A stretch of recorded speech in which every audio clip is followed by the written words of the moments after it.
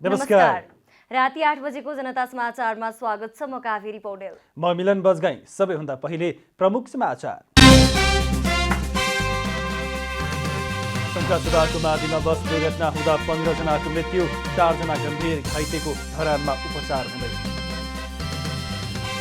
एकीकृत समाजवादीको केन्द्रीय कमिटीद्वारा अध्यक्ष नेपालको राजनीतिक प्रतिवेदन पारित, एमसीसी व्याख्यात्मक प्रस्ताव सहित पास गर्ने सचिवालयको निर्णय गर्ने अनुमोदन।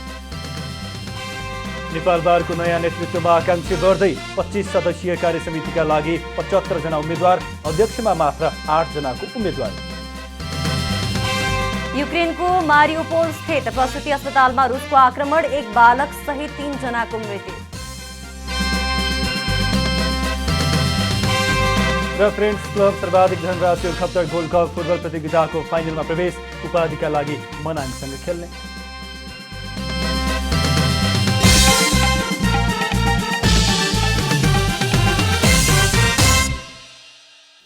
अब पुरा समाचार। सङ्खुवा सभाको मादिमा भएको बस दुर्घटनामा मृत्यु हुनेको संख्या 15 पुगेको छ। मादी नगरपालिकाले ओखरबोटेबाट इटहरी जाँदै गरेको बा 4 ख 735 नम्बरको बस दुर्घटना हुँदा 14 जनाको घटनास्थलमै र 1 जनाको उपचारका क्रममा मृत्यु भएको हो। दुर्घटनामा अन्य 4 जना गम्भीर घाइते भएका छन्। मादी नगरपालिका 6 स्थित पुलुङ गाउँको 7 घुम्ती भन्ने ठाउँमा बस फेरबाट करिब 300 मिटर तल खसेको स्थानीयले बताएका छन्। बसमा चालक सहित 20 जना रहेको अनुमान गरिएको छ। 5 जना गम्भीर घाइतेको उद्धार गरी उपचारका लागि अस्पतालमा पठाइएकोमा 1 जनाको उपचारको क्रममा मृत्यु भएको प्रहरीले जनाएको छ। मृत्यु हुनेमा मादी नगरपालिका 6 का 38 वर्षीय इन्द्रबहादुर अधिकारी, 30 वर्षीय सीता विक, 5 वर्षीय दीक्षा कटवाल, 32 वर्षीय अञ्जना कटवाल, मादी 5 का 45 वर्षीय दीपक दाहाल, 52 वर्षीय श्याम शेर्पा, 55 वर्षीय भवानी दाहाल रहेका छन्। त्यस्तै मादी 4 का अन्दाजी 35 वर्षीय उमेश भट्टराई, 38 वर्षीय आयत बहादुर तामाङ, 35 वर्षीय सविता राउत कार्की, 60 वर्षीय बलबहादुर कार्की, तेह्रथुम औँसी डाँडाका 35 वर्षीय विपिन निरौला, ताप्लेजुङकी 31 वर्षीय समीक्षा योन्जन र ताप्लेजुङकै 8 वर्षीय सुदीप खिसिङ र मादी 5 की 30 वर्षीय युका पोखरेल रहेको प्रहरीले जानकारी दिएको छ। घाइतेहरूको बीपी कोइराला स्वास्थ्य विज्ञान प्रतिष्ठान धरानमा उपचार भइरहेको छ। नेकपा एकीकृत समाजवादी पार्टीको केन्द्रीय कमिटी बैठकले एमसीसीमा उठेका विमति समेतलाई स्वीकार गर्दै अनुमोदन गरेको छ। बैठकले पार्टी अध्यक्ष माधव कुमार नेपालले पेश गर्नुभएको राजनीतिक प्रतिवेदन समेत पारित गरेको छ। नेकपा एकीकृत समाजवादीका अध्यक्ष माधव कुमार नेपालले नेता कार्यकर्ताहरूलाई निर्वाचन केन्द्रित भएर लाग्न अपिल गर्दै निर्वाचन प्रचार प्रसार कार्यमा पार्टी विभाजनको घटनाक्रम र पार्टीको ऐतिहासिक आवश्यकताको बारेमा समेत समावेश गरेर जान आग्रह गर्नुभएको छ। केन्द्रीय कमिटीको बैठकबाट अध्यक्ष नेपालले पेश गर्नुभएको राजनीतिक प्रतिवेदन समेत पारित भएको छ। सरसर्ती घटनाक्रमहरू आयो भने निर्वाचनको बेलामा यो दस्तावेज एउटा सामग्रीको काम पनि गर्न सक्दछ। सरसर्ती घटनाक्रमहरूको चर्चा गर्यो भने उनका सबै कामहरू, प्रवृत्तिहरू हाम्रो दिमागमा ताजा भएर आउँछ। खण्डन गर्न, भण्डाफोड गर्न र तथ्य प्रस्तुत गर्न सजिलो गराउँछ। नेकपा एकीकृत समाजवादीको 2 दिन चलेको तेस्रो केन्द्रीय कमिटी बैठकले एमसीसीमा उठेका विमतिका स्वरहरूलाई केन्द्रीय कार्यालयमा दर्ज गर्दै व्याख्यात्मक प्रस्तावसहित पास गर्ने सचिवालयको निर्णयलाई अनुमोदन गरेको हो। एमसीसीका बारेमा आजभन्दा अगाडि भएका संवाद, विवाद, दबाव यी सबै कुरालाई पार्टीको सम्पत्तिको रूपमा अङ्गीकार गर्यो र पार्टी केन्द्रीय कमिटीको बैठकले सहित त्यसलाई अनुमोदन गर्यो र यो निर्णयलाई लिएर हामी अगाडि जाने टुङ्गोमा हामी पुग्यौँ। बैठकपछि पत्रकारहरूसँग बोल्दै प्रचार विभाग प्रमुख खतिवडाले स्थानीय तहको निर्वाचनका लागि भूगोलको वस्तुस्थितिको जानकारी लिएको बताउँदै गठबन्धनका उम्मेद्वारहरूलाई सहयोग गर्ने प्रतिबद्धता समेत जाहेर गरिएको जानकारी दिनुभयो। आगामी स्थानीय निर्वाचनमा आफ्नो शक्तिलाई सङ्गठित र मजबुत बनाउँदै गठबन्धनमा रहेका सबै दलहरूसँग सहकार्य गरी लोकतन्त्र र संविधानको रक्षा गर्दै स्थानीय निर्वाचनमा गठबन्धनका उम्मेद्वारहरूलाई अत्याधिक स्थानमा निर्वाचित गराउन र स्थानीय सरकारलाई भ्रष्टाचार मुक्त र जनमुखी ढङ्गले परिचालन गर्न प्रतिबद्धता जाहेर गर्दछ। 2 दिनसम्म चलेको बैठकमा अध्यक्ष नेपालले पेश गर्नुभएको राजनीतिक प्रतिवेदनमाथि समूहगत रूपमा 9 प्रादेशिक समूहले धारणा राखेका थिए। अब सचिवालयको बैठकमा त्यसलाई राजनीतिक प्रतिवेदनको अङ्ग बनाएर छलफल हुनेछ। केन्द्रीय कमिटी बैठकले 17वटा समसामयिक प्रस्ताव पारित गरेको छ। नेकपा एकीकृत समाजवादीका नेता गंगालाल तुलाधरले आगामी स्थानीय तहको निर्वाचनमा नेपाली कांग्रेस बाहेकको गठबन्धन बन्न सक्ने बताउनु भएको छ। बिहिबार केन्द्रीय कमिटिको तेस्रो बैठकका बारेमा जानकारी गराउने क्रममा नेता तुलाधरले गठबन्धनमा नेपाली कांग्रेस सहभागी नबनी कांग्रेस स्वयंलाई घाटा हुने बताउनुभयो।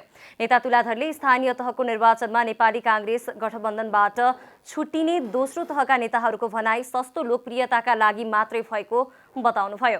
उहाँले चर्को नारा र अर्काको आलोचना गर्दा भोट पाइन्छ भन्ने मनोविज्ञानबाट ग्रसित केही नेताहरूले आगामी निर्वाचनमा आफ्नो पल्ला भारी गर्नका लागि आगामी निर्वाचनमा कांग्रेस गठबन्धनबाट नजाने भनिरहेको आरोप लगाउनुभयो। नेता तुलाधरले नेपाली कांग्रेसका सभापति एवं शीर्ष नेताहरू भने गठबन्धन सहित आगामी निर्वाचनमा जाने पक्षमा रहेको बताउनुभयो। नेपाली कांग्रेसको मूल नेतृत्व संस्थापन पक्ष अथवा त्यहाँको साँच्चै भन्नु भने चाहिँ सभापति लगायतका शीर्ष नेताहरू गठबन्धन कायमै गरेर जानुपर्छ भन्ने छ। किन उहाँहरूलाई थाहा छ गठबन्धन हाम्रो लागि मात्र होइन, गठबन्धन नेपाली कांग्रेसकै लागि पनि आवश्यक छ। नेता तुलाधरले गठबन्धन 5 दललाई नै आवश्यक रहेकाले स्थानीय चुनाव मात्रै नभई प्रदेश र संघीय चुनावमा पनि गठबन्धनका लागि प्रयत्न गर्न आवश्यक रहेको बताउनुभयो।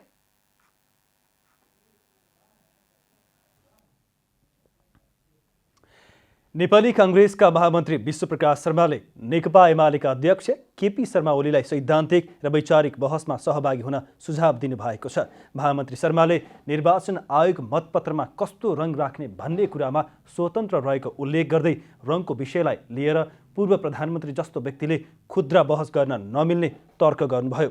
महामन्त्री शर्माले तथ्य र तर्कमा आधारित विषयमा मात्र राजनीतिक दलहरूले निर्वाचन आयोगले गरेको निर्णयमाथि प्रश्न उठाउन सक्ने भएकाले तार्किक कुरामा मात्रै प्रश्न गरी पदीय जिम्मेवारीको मर्यादा राख्न अध्यक्ष ओलीलाई सुझाव दिनुभएको हो। अध्यक्ष ओलीले केही दिनअघि सार्वजनिक समारोहमा मतपत्रमा हरियो रङ राख्ने निर्वाचन आयोगको निर्णय नमान्ने अभिव्यक्ति दिएको विषयमाथि टिप्पणी गर्दै शर्माले रङबाट नतर्सिन पनि आग्रह गर्नुभयो। कमरेड केपी ओलीले जे बोल्नु भएको छ त्यो विषय चाहिँ मलाई लाग्छ कि उहाँले नबोल्नुपर्छ। उहाँको ओहदाबाट उहाँको उचाइको त्यो मर्यादाबाट उहाँले बोलिरहने विषय थिएन।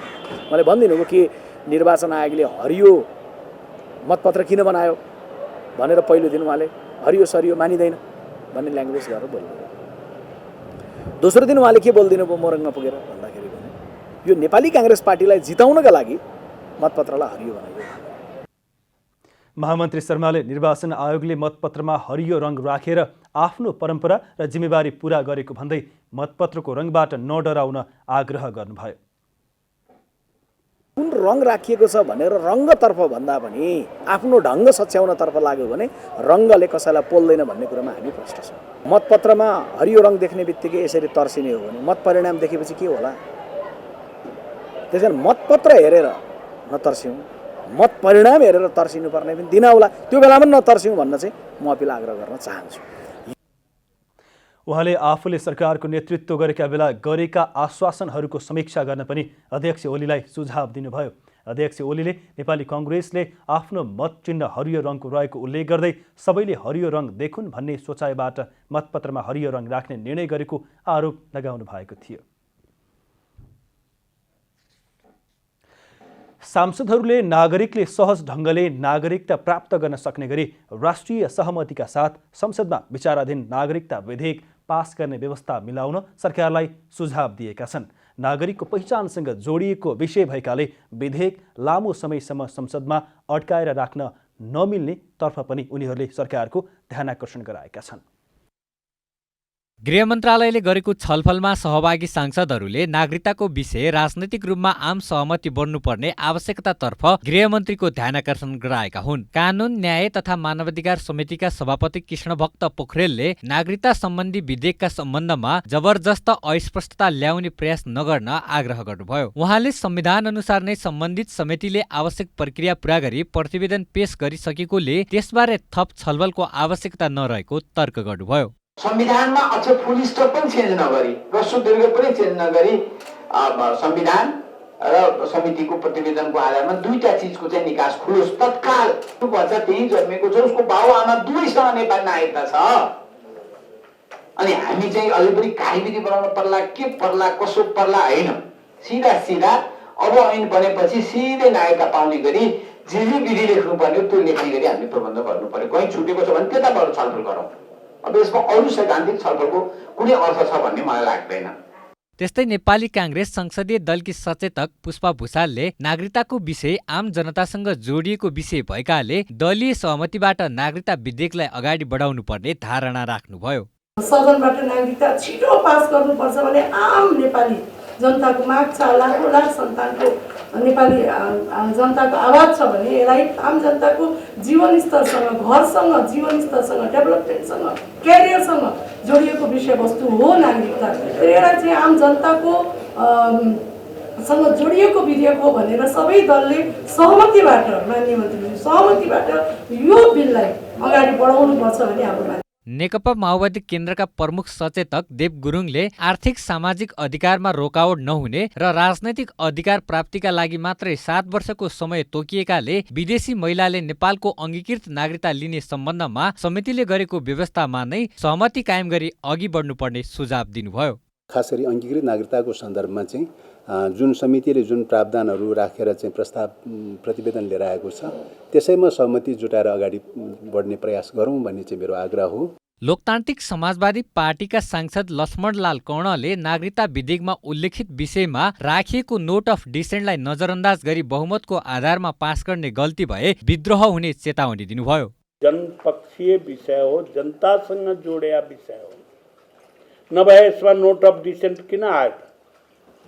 यदि यही नै सही हो, यही प्रतिवेदन सही हो भने नोट अफ डिसेन्टहरू त प्रशस्तै आइराखेका छ। त्यसका यस्ता विषय केवल बहुमत र अल्पमतले मात्रै चल्ने होइन। यदि अल्पमतलाई कदर नगर्ने हो भने त्यही अवस्थामा विद्रोह हुन्छ। नागरिकता सम्बन्धी मूल ऐनको दफा 5 को संशोधनमा दलहरूबीच विवाद छ। वैवाहिक अङ्गीकृत नागरिकता दिने प्रावधानका सम्बन्धमा दलहरूबीच सहमति कायम हुन नसक्दा लामो समयदेखि नागरिकता सम्बन्धी विधेयक संसदमा विचाराधीन छ। प्रधानमन्त्री शेरबहादुर देउवाले कोभिड-19 का कारण रोकिएको र शिथिल भएको अर्थतन्त्रलाई चलायमान बनाउन सरकारले विभिन्न कार्यक्रम ल्याइरहेको बताउनु भएको छ।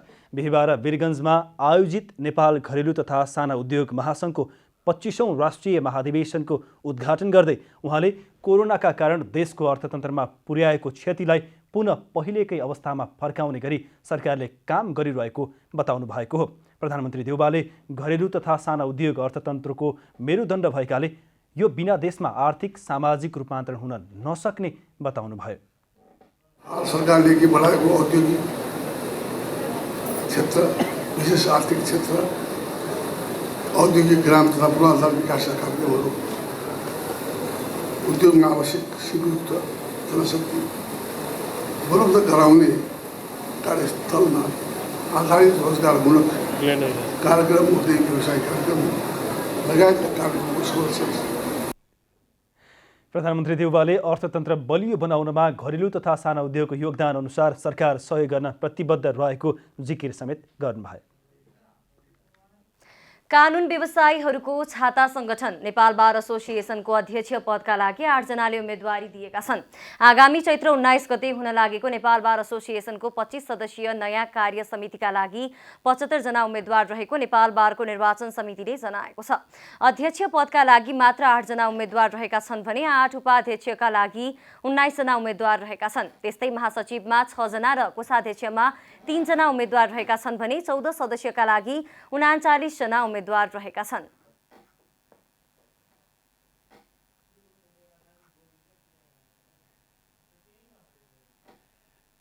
हाम्रो जम्मा 25 पदको लागि 75 जनाको उम्मेदवार परेको छ। अध्यक्षमा 8 जनाको उम्मेदवारी परेको छ। महासचिवको लागि 6 जनाको उम्मेदवारी परेको छ।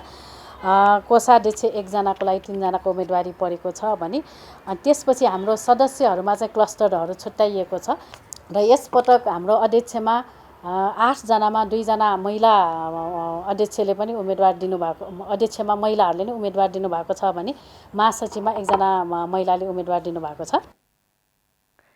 अध्यक्ष पदका लागि उद्भव चन्द्र घिमिरे, उत्तम बहादुर श्रेष्ठ, अनिता जधारी, कमल प्रसाद मलेगो, विष्णु मणि अधिकारी, पृथ्वीनाथ राई, अमिता लक्ष्मी सैजु श्रेष्ठ र गोपालकृष्ण घिमिरे उम्मेद्वार रहनु भएको छ। निर्वाचनमा 9607 जना मतदाता रहेका छन्। मतदानका लागि देशभर 35 वटा मतदान केन्द्र तोकिएको छ।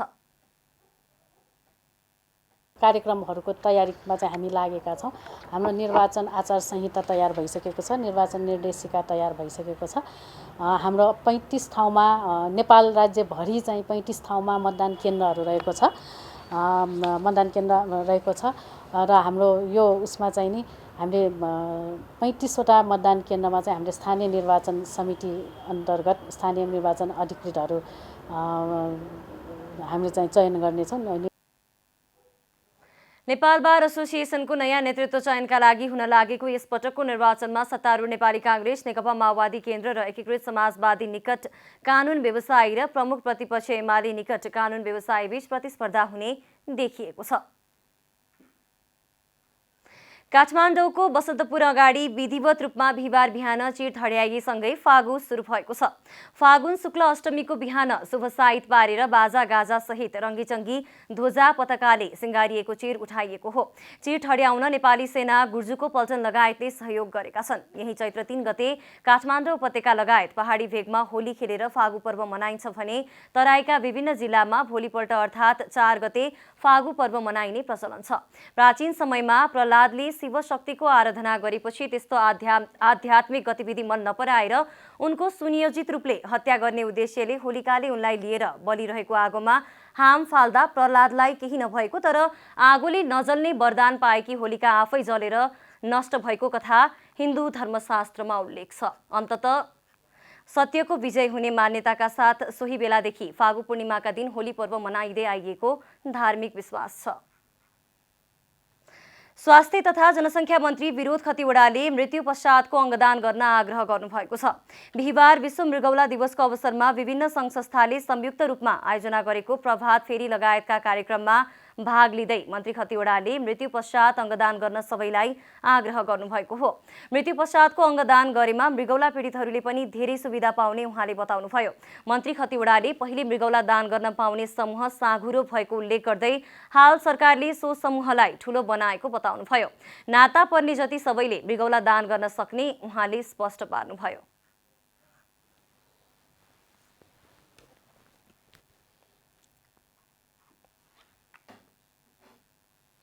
पहिला एकदम सानो स्केलको नातागोता श्रीमान श्रीमती दाजुभाइ अथवा यस्तो ढङ्गबाट थियो भने अब अहिले मित कहाँ पनि पुग्न पाउने, मित छोराछोरी त्यसको किनभने सेवाग्राही लाभग्राहीले पाउन सकुन् र दिन चाहेको मान्छेले पनि दिन पाओस् र धेरैभन्दा धेरैले उपचार पाउन सकुन् भनेर त्यो दान गर्न पाउने सर्कललाई हामीले ठुलो बनाएका छौँ। त्यसपछि तपाईँले भन्दा त्यो बेलाको भन्दा अहिले वृद्धि भएको छ।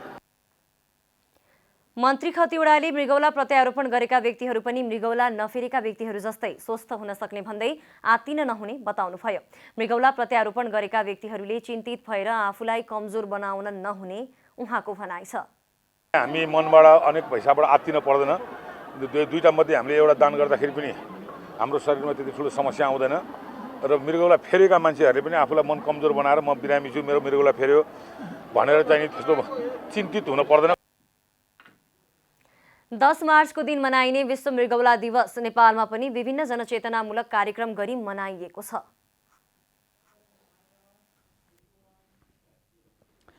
बुद्धसँग सम्बन्धित कपिलवस्तुको तिलौराकोट आसपासका क्षेत्रको विकासका लागि नेपाली विज्ञहरूको टोलीले चासो देखाउन थालेको छ। लुम्बिनी विकास कोषले तयार गर्न लागेको तिलौराकोटको गुरु योजनाको अवधारणा लगायत कपिलवस्तुका बुद्धसँग सम्बन्धित स्थानको विकासका लागि कसरी अगाडि बढ्न सकिन्छ भन्ने उद्देश्यले नेपाली विज्ञको टोलीले प्रारम्भिक अध्ययन सुरु गरेको छ। टोलीमा पूर्व पुनर्निर्माण प्राधिकरणका प्रमुख दीपक ग्यावाली, पूर्वाधार विकास बैंकका प्रमुख रामकृष्ण खतिवडा लगायत रहनु भएको छ। टोलीले भविष्यमा तिलौराकोट लगायत प्राचीन बुद्धसँग सम्बन्धित धार्मिक तथा पर्यटकीय स्थलको विकास र सहयोगका बारेमा निजी क्षेत्रबाट काम अगाडि बढाउन भ्रमण गरेको जनाएको छ। तिलौरा कोटको वास्तवमा कस्तो ढङ्गले चाहिँ यसको चाहिँ आर्कोलोजिकल संरक्षण र पुरातात्विक उत्खनन लगायतका कामहरू कसरी भइरहेछ, तिलौरा कोटको चाहिँ नयाँ खालको गुरुयोजना जुन चाहिँ लुम्बिनी विकास कोषले तयार पार्दैछ त्यसको त्यो कस्तो खालको फ्रेमिङमा छ, कसरी अगाडि बढिरहेछ भनेर हामी चाहिँ अहिले यो चाहिँ यसमा बुझ्नको लागि चाहिँ हामी आइरहेका थियौँ। हाम्रो यो भिजिट चाहिँ बुटोलदेखि यो लुम्बिनीसम्ममा यो डिफ्रेन्ट अब यो एउटा हिस्टोरिकल प्लेस हो, त्यो हिस्टोरिकल प्लेसलाई चाहिँ बिजनेस मोडलमा कसरी ढाल्न सकिन्छ त्यसको एउटा सरस्वती रियल फ्लेभर लिउँ भनेर र त्यसलाई के हो त प्राइभेट सेक्टरको पार्टिसिपेसन चाहिँ यसको सस्टेनेबिलिटीमा कस्तो मोडल हुनसक्छ त्यसको हामी स्टडी गर्न आएको। विभिन्न समयमा गरेका अध्ययन र उत्खननले तिलौरा कोटमा थप ऐतिहासिकता प्रमाणित हुँदै जाँदा यसको महत्त्व बढ्नुका साथै विश्व सम्पदा सूचीमा सूचीकृतका लागि सरकारी तवरबाट समेत पहल भइरहेको छ। युवा तथा खेलकुद मन्त्री महेश्वरजङ गहतराजले र्याफ्टिङलाई राष्ट्रिय खेलमा समावेश गर्ने तयारीमा सरकार रहेको बताउनु भएको छ। उहाँले खेललाई मनोरञ्जनको रूपमा मात्रै नभएर उद्यमसँग जोड्नुपर्ने आवश्यकता रहेको औल्याउनुभयो। बुधबार त्रिशुली नदीमा भएको 19औं हिमालय राष्ट्रिय र्याफ्टिङ च्याम्पियनसिप प्रतियोगिता कार्यक्रममा बोल्दै युवा तथा खेलकुद मन्त्री महेश्वरजङ गहतराजले र्याफ्टिङलाई राष्ट्रिय खेलमा समावेश गर्ने विषयमा मन्त्रालयले राष्ट्रिय खेलकुद परिषदसँग छलफल गरिरहेको बताउनुभयो। नेपाललाई समृद्ध बनाउने महत्त्वपूर्ण आधार भनेकै प्रकृति र संस्कृतिको प्रयोग भएको भन्दै मन्त्री गहतराजले र्याफ्टिङ खेल प्रकृतिसँग जोडिएकाले गुरु योजनाको रूपमा विकास गर्नुपर्ने बताउनुभयो। किनकि प्रकृतिको हिसाबले हामी विश्वको 17औं धनी छौँ भने संस्कृतिको हिसाबले पनि बहुजातीय, बहुभाषिक, बहुसांस्कृतिक मुलुक हुनुको नाताले हामी सांस्कृतिक रूपले पनि असाध्यै सम्पन्न छ। त्यसैले हाम्रो संस्कृति र प्रकृतिलाई देशको समृद्धिको महत्त्वपूर्ण आधार कसरी बनाउने यो कुरामा हाम्रो ध्यान असाध्यै जानुपर्ने र यसलाई एउटा देशको मास्टर प्लानको रूपमा, एउटा गुरु योजनाको रूपमा यसलाई विकास गर्नुपर्ने आवश्यकता छँदैछ। त्यस्तै नेपाल पर्यटन बोर्डले प्रमुख कार्यकारी निर्देशक सिइओ डाक्टर धनञ्जय रेग्मीले र्याफ्टिङ खेल एक साहसिक खेल भएकाले खेलाडीको क्षमता विकास गर्दै जानुपर्ने बताउनुभयो। उहाँले र्याफ्टिङ खेलाडीको क्षमता विकासको लागि पर्यटन बोर्ड विगतदेखि आर्थिक सहयोग गर्दै आएको र आगामी दिनमा पनि सहयोग गर्दै जाने प्रतिबद्धता जनाउनुभयो। डाक्टर रेग्मीले धेरै अन्तर्राष्ट्रिय मुलुकहरूले नेपालको सिको गरिरहेको बताउनुभयो। संसारभरि गएर तपाईँहरूले आफ्नो विद्यालय अरूलाई दिनुभएको छ। हामीले जानेको आज ऋषिकेशमा राम्रो इस्टाब्लिस गर्दै छौँ। भारतका विभिन्न ठाउँमा हामीबाटै सिकेर काम गरिरहेका छन्। अस्ति पश्चिम बङ्गालमा नि नेपाल हो यसको लिडर भन्ने हिसाबले धेरै ठाउँमा चाहिँ भनिरहेका छन्। त्यस्तै मेघ आलेले त्रिशुली नदीमा कोरोना महामारी पछिको पहिलो 19औं हिमालय राष्ट्रिय र्याफ्टिङ च्याम्पियनसिप भएको बताउनुभयो। कोरोना पछिको यो पहिलो मेजर इभेन्ट, यो कोरोनाको महामारीमा 2-2.5 वर्षै भयो हाम्रो इभेन्ट सुरु नभएको। अब यो चाहिँ पहिलो इभेन्ट हो, एकदमै मिनिङफुल इभेन्ट फेरि है। अब यसमा धेरै एथलेट्सहरू छन्। त्यस्तै र्याफ्टिङ खेलाडी हरि आलेले त्रिशुली नदीको संरक्षण नभएर नदीलाई दूषित बनाउने काम भएकाले र्याफ्टिङ गर्ने वातावरण नभएको बताउनुभयो। खोला भनेको चाहिँ मलाई एकदमै इम्पोर्टेन्ट लाग्थ्यो र अहिले पनि लाग्छ के, तर यो खोलाको अवस्था अहिले तपाईँले देख्न सक्छ। हेर्नुहोस् त, खोला भन्ने मिल्छ यो लगभग नाली छैन, यो धमिलो, यो त कञ्चन। हामीले पहिला माछा देख्थ्यो खोलामा पानी मुनि, पौडी खेल्दाखेरि हामी माछासँग पौडी खेल्थ्यो पहिला। अहिले छ त्यो अवस्था छैन। यो धेरै पनि भएको छ, 10 वर्षको अन्तरालमा अहिले यो अवस्था छ।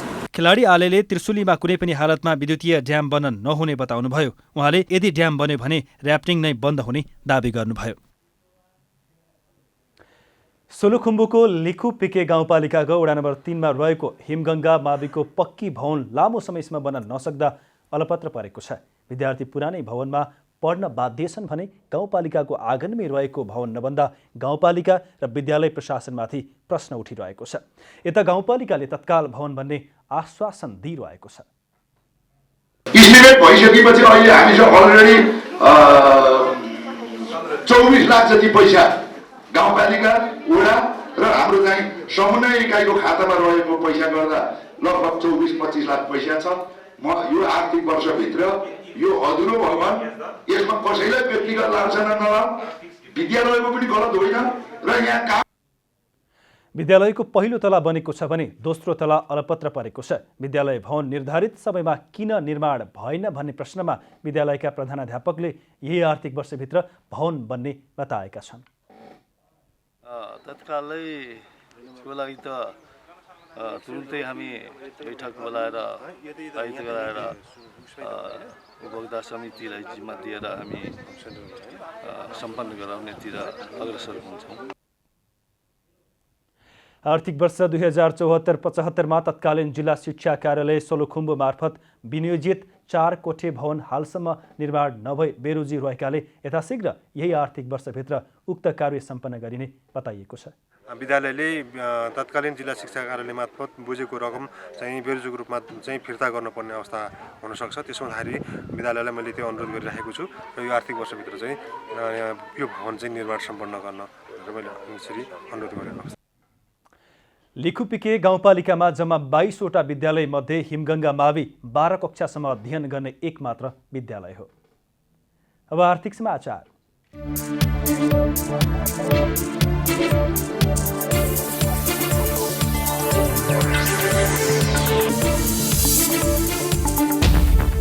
जापान सरकारले विराटनगरमा खानेपानी सुधार आयोजना कार्यान्वयन गर्न नेपाल सरकारलाई 2 अर्ब 61 करोड अनुदान सहयोग उपलब्ध गराउने भएको छ। अनुदान सहायता सम्बन्धी समझदारी पत्रमा नेपालका लागि जापानका राजदूत किकुता युताका र अर्थ मन्त्रालयका सचिव मधुकुमार मरासिनीले बिहिबार हस्ताक्षर गर्नुभयो।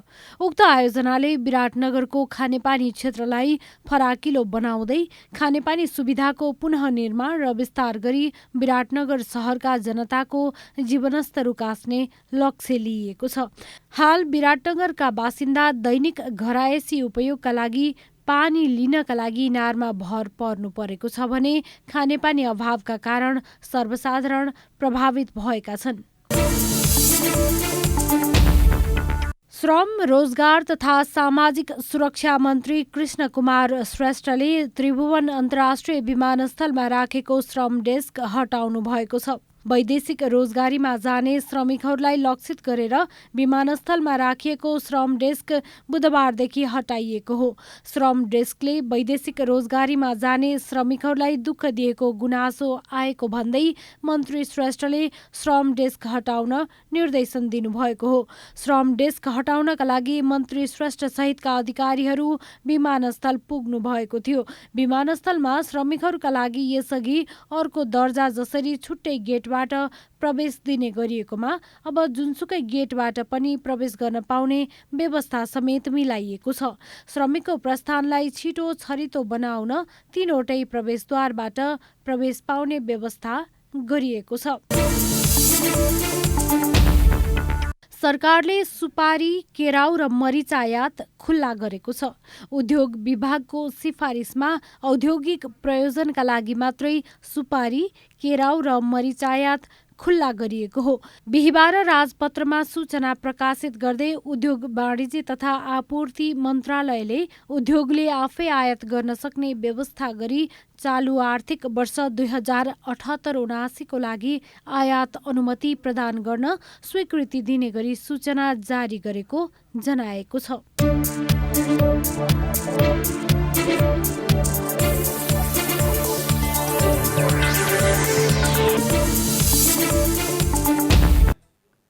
अब खेलकुद समाचार।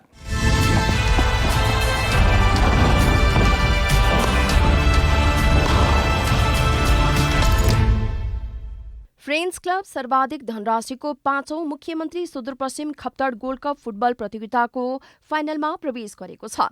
धनगढी रङशालामा बिहिबार भएको दोस्रो सेमी फाइनलमा बागमती युथ क्लबलाई 2-1 गोल अन्तरले हराउँदै ए डिभिजन क्लब फ्रेन्ड्स उपाधि नजिक पुगेको हो।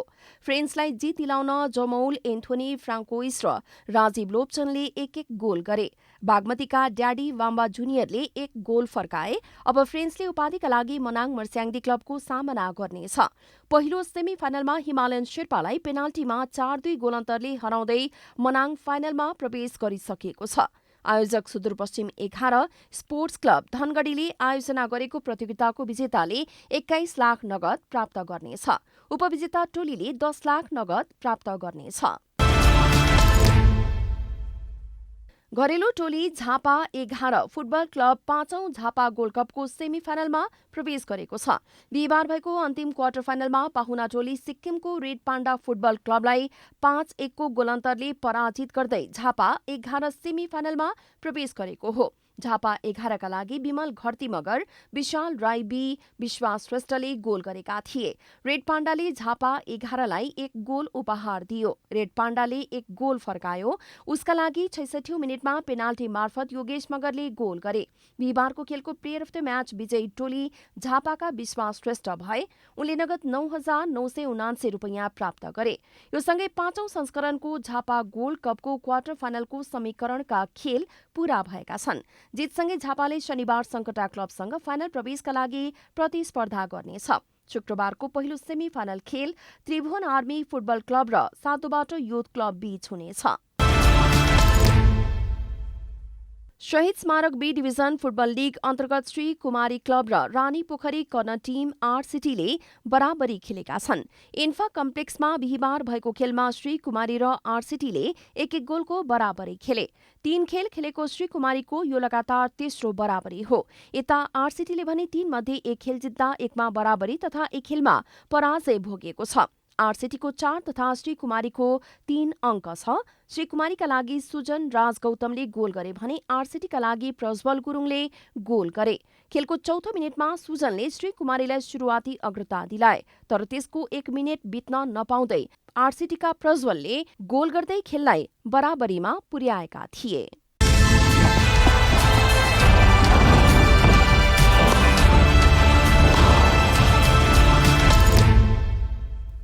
अब मौसम समाचार।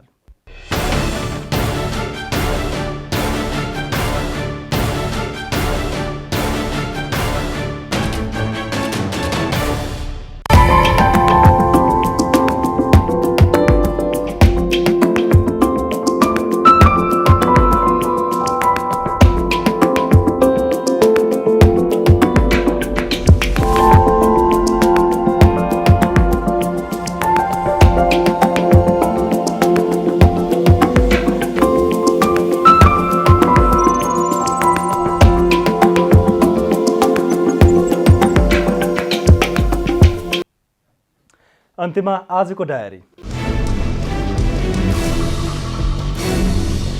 नेकपा एकीकृत समाजवादी पार्टीको केन्द्रीय कमिटी बैठकले एमसीसीमा उठेका विमति समेतलाई स्वीकार गर्दै अनुमोदन गरेको छ।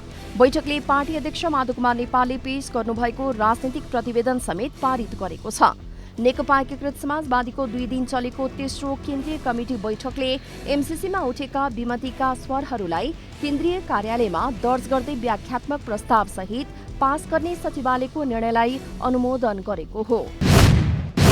काठमाडौँको बसन्तपुर अगाडि विधिवत रूपमा आज बिहान चिर ठड्याएसँगै फागुन सुरु भएको छ। फागुन शुक्ल अष्टमीको बिहान शुभ साइत पारेर बाजा गाजा सहित रङ्गी चङ्गी ध्वजा पताकाले सिंगारिएको चिर उठाइएको हो। चिर ठड्याउन नेपाली सेना, गुर्जुको पल्टन लगायतले सहयोग गरेका छन्। यही चैत्र 3 गते काठमाडौँ उपत्यका लगायत पहाडी भेगमा होली खेलेर फागु पर्व मनाइनेछ भने तराईका विभिन्न जिल्लामा 4 गते फागु पर्व मनाइनेछ। हरेक वर्ष 10 मार्चको दिन मनाइने विश्व मृगौला दिवस नेपालमा पनि विभिन्न कार्यक्रम गरी मनाइएको छ। दिवसको अवसरमा आज विभिन्न सङ्घ संस्थाहरूले संयुक्त रूपमा आयोजना गरेको प्रभात फेरी लगायतका कार्यक्रममा भाग लिँदै स्वास्थ्य तथा जनसङ्ख्या मन्त्री विरोध खतिवडाले मृत्यु पश्चात अङ्गदान गर्न सबैलाई आग्रह गर्नुभयो। मृत्यु पश्चातको अङ्गदान गरेमा मृगौला पीडितहरूले पनि धेरै सुविधा पाउने उहाँको भनाइ छ। रुसले युक्रेनको मारिउपोल स्थित एक प्रसुति तथा बाल अस्पतालमा गरेको आक्रमणमा परि 1 बालक सहित 3 जनाको मृत्यु भएको छ। कर्मचारी र बिरामी सहित अन्य 17 जना घाइते भएको स्थानीय मेयरको कार्यालयले जनाएको छ। यता उत्तर पूर्वी युक्रेनमा रातभर भएको रुसी आक्रमणमा थप 7 जनाको मृत्यु भएको छ भने खार्किभ शहर नजिकै हवाई आक्रमणमा 2 बालबालिका सहित 4 जनाको मृत्यु भएको छ। त्यस्तै सुमीको ओख्तेर कारमा भएको आक्रमणमा 13 वर्षीय बालकसहित 3 जनाको मृत्यु भएको छ। शहीद स्मारक बी डिभिजन फुटबल लीग अन्तर्गत श्री कुमारी क्लब र रानी पोखरी कर्नर टिम आरसिटीले बराबरी खेलेका छन्। इन्फा कम्प्लेक्समा आज भएको खेलमा श्री कुमारी र आरसीटीले 1-1 गोलको बराबरी खेलेका हुन्। 3 खेल खेलेको श्री कुमारीको यो लगातार तेस्रो बराबरी हो भने आरसीटीले 3 मध्ये 1 खेल जित्दा 1 मा बराबरी तथा 1 खेलमा पराजय भोगेको छ। आरसीटीको 4 तथा श्री कुमारीको 3 अङ्क छ।